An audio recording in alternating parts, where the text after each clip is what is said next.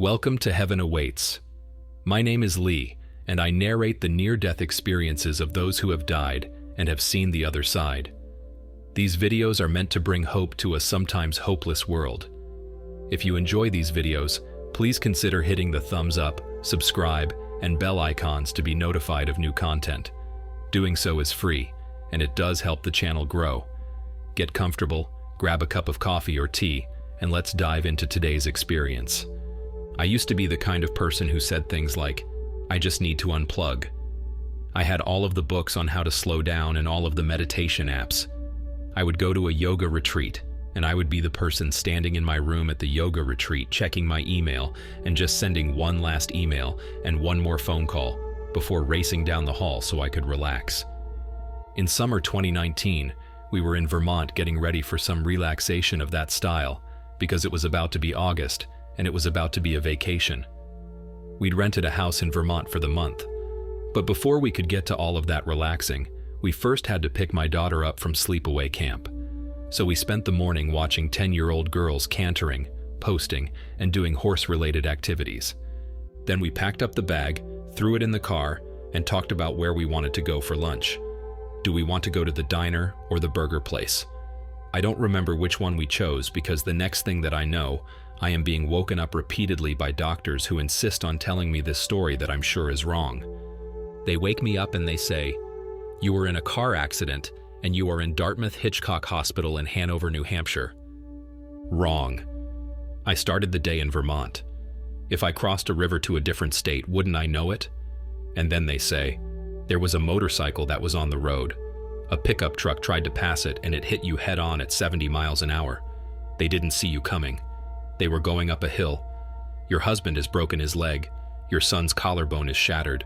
Your daughter has damage to her lower intestine from the seatbelt, and she's had surgery. She also has spinal fractures."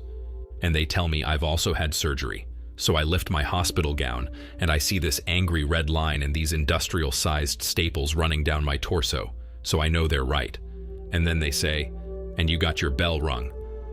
This is the phrase that they used to tell me that my brain slammed against the side of my skull and bled for a while.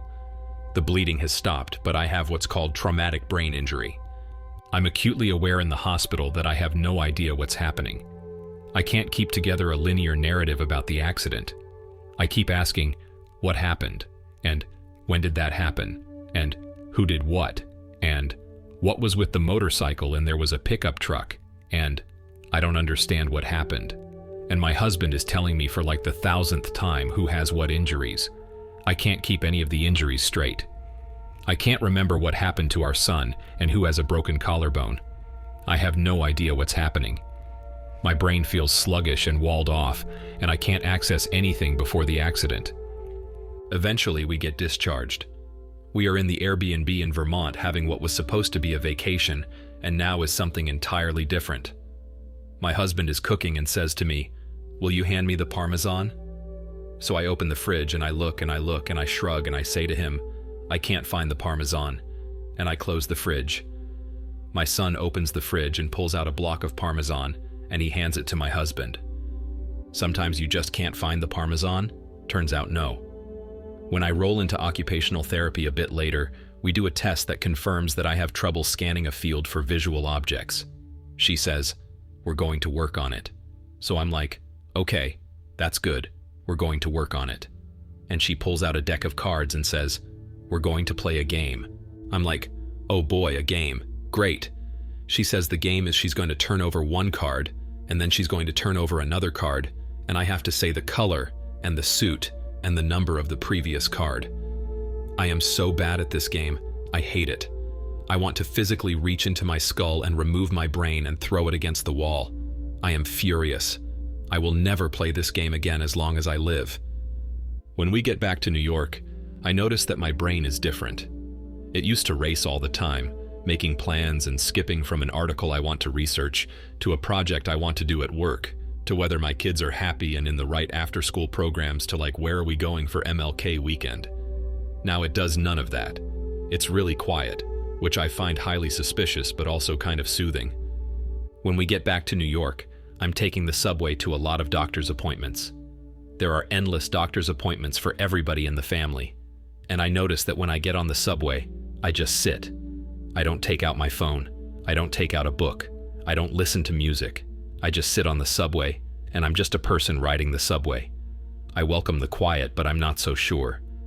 I realize after a while, as we start trying to get back into our lives, that the biggest problem for me is going to be stamina. I am tired a lot, and I get tired out easily. I get brain tired, which is kind of a different thing than being physically tired. We decide we're going to take a staycation. It's December, and we decide we'll take the kids to the Empire State Building. They're lifelong New Yorkers, so they've never been. So we get tickets, and the day comes, and I'm just too tired. I just can't do it. So instead, I spend the day researching and finding a doctor, finding specialists with expertise in traumatic brain injury and fatigue. I find a guy on the Upper East Side, and I make an appointment.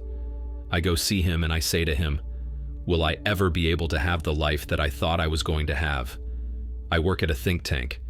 I work closely with people who are going to go into the White House or the administration or the federal government. I know that's not a thing that I'm going to do right now, but I kind of always thought that would be a thing I would do down the road maybe. Like, is that even an option for me? He says, "Well, look, you have the brain that you have and you're going to have to learn to live with it.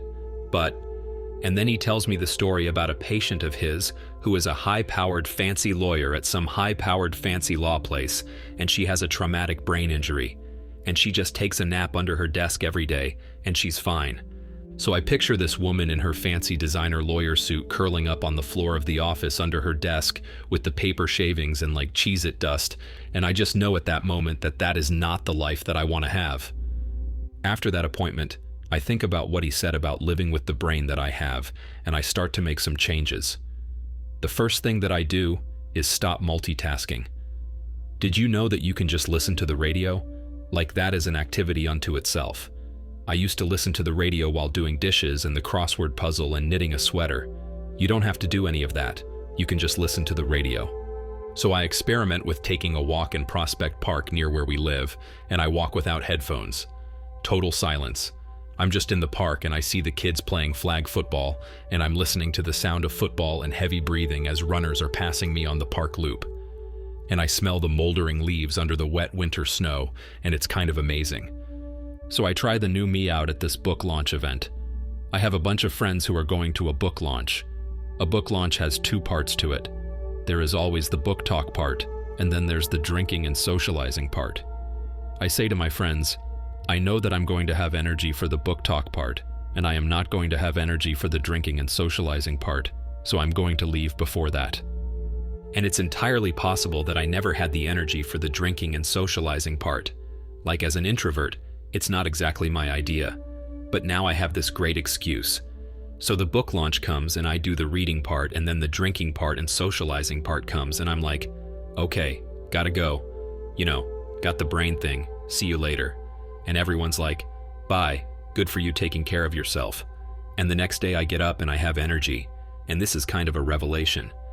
I realize that I don't have a choice as to how much energy I have every day, but I have a choice as to what I spend it on.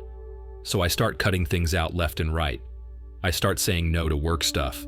I start turning down projects. I even end some relationships that are just too draining. I become this brain energy conservation fanatic. I have also learned that part of conserving the brain energy is sitting with the silence and welcoming it. So this last summer, we bought a house in Maine. We couldn't go back to Vermont for obvious reasons, but we liked nature and we wanted to still have some. And buying the house in Maine was kind of a way of putting a stake in the ground and saying, this is the kind of life I want to live. I want to live a life that centers on my health and my family and nature instead of work, work, and work. I'm not always great at energy conservation.